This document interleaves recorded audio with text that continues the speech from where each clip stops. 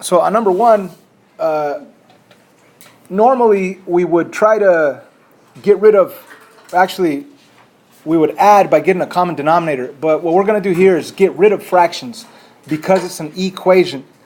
So because it's an equation, we're able to get rid of fractions by multiplying everything by the denominator.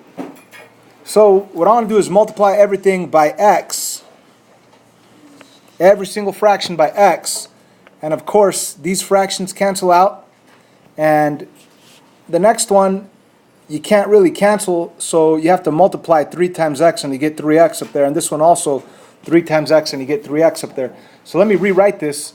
I want to have the equation 12 plus 3x over 4 equals 3x over 2. So I got rid of the first fraction. Now let's get rid of the other fractions by multiplying everything by what value? 4, that's right. So when we multiply this by 4, this by 4, and this by 4, it'll actually get rid of both fractions, the 4 and the 2. You'll see right now. Anyways, let me move this up. And 4 times 12, that's 48. And this 4 cancels with that 4, so you end up with plus 3x. And this 4 up here cancels with 2 down here, and you have a 2 left over up on top, so you need to multiply 3x times 2. And 3x times 2 is 6x. And now all we need to do is solve.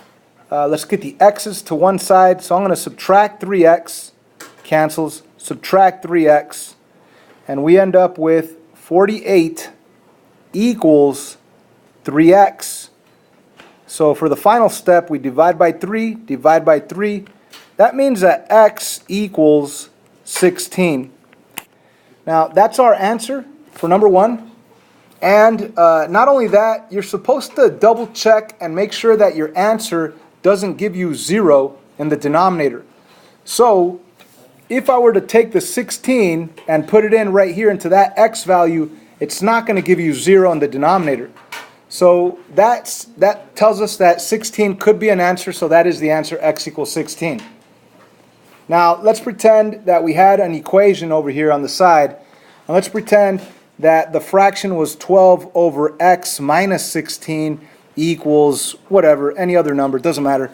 But let's say we had the answer x equals 16, and when we check the answer, you'd plug it in right here.